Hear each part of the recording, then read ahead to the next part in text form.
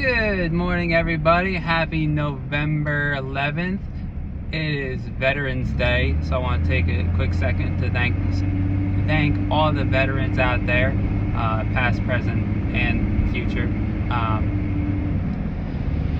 Anyway, so if you are a fan of owning a project vehicle, or you are in the market for a project vehicle, or you're in the market for just a low-priced vehicle in general,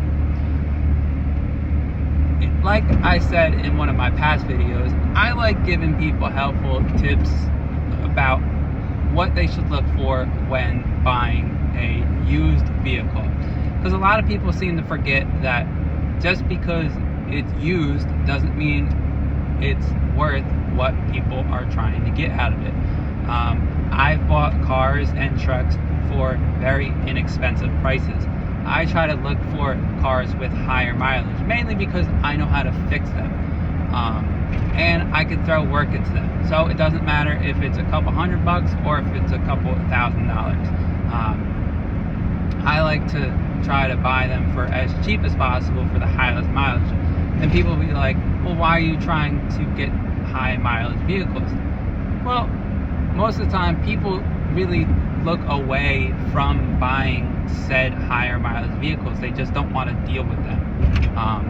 They think just because they're high mileage that they're going to be problems. And that may be a little bit of a fact, but it's not the case all the time. Some of the times, like, I'm going to give an example, the older Jeep Cherokees, the ones with the straight sixes, those Jeeps, they're just getting started at like 250,000 miles. Their engines are just gonna keep going. The older Chevy Silverados, the pickup trucks of the 90s, the 350s, those things outlive their bodies and everything. So the mileage on the car really doesn't matter. So if you are in the market for a vehicle and you're willing to spend the time and the money to fix them up, one of the main things that I really encourage people to do is, if the seller of the vehicle is willing to, take it for a pre-purchase inspection. Know what you're buying. If you're buying a car for like $300, what's the phrase? You get what you pay for. But don't be blindsided. Don't buy a vehicle that's going to sit in your yard for years because you just can't fix it up. The frame is rotted out and you can't do anything with it. But make sure you do a pre-purchase inspection. A lot of people will say a PPI. And do your research on those vehicles before you even think about buying them.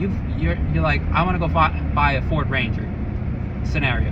My brother asked me about a car, Ford Ranger, and I looked up, did a quick Google search. A lot of people say there's certain year, make, and models that you want to stay away from. You don't have to go in blindsided. You don't have to be like, well, I'm just going in, I'm going to buy this car and it's going to be perfect. No, it's not. Chances are there's going to be underlying issues that you're not going to see. I even also had a coworker ask me about a BMW. He was talking about the BMW SUVs. I was like, make sure you do your research before you decide you want to buy a BMW SUV. A lot of them, if they weren't well maintained, you get rats and stuff in the rats and mice and squirrels and everything. They get inside the glove boxes, they get inside the car, they like to chew up electrical harnesses, and then you get electrical problems. And that's the same with any other vehicle out there. So do yourself a favor. I'm going to repeat this 100 times.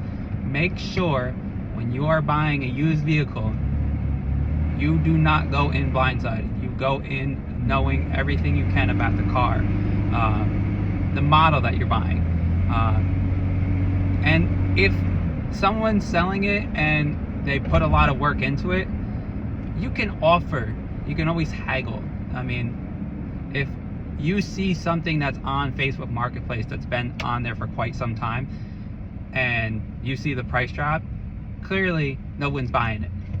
Either there's a problem with it or you're going to get into a problem because they don't want to keep it anymore.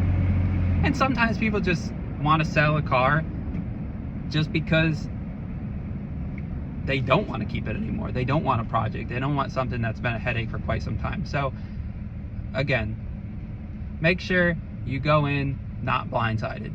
I hope this helps anybody looking to buy a used vehicle in the foreseeable future. And if you enjoy any of my videos, please like, comment, share, and subscribe, and I'll see you on the next one. Until next time, deuces.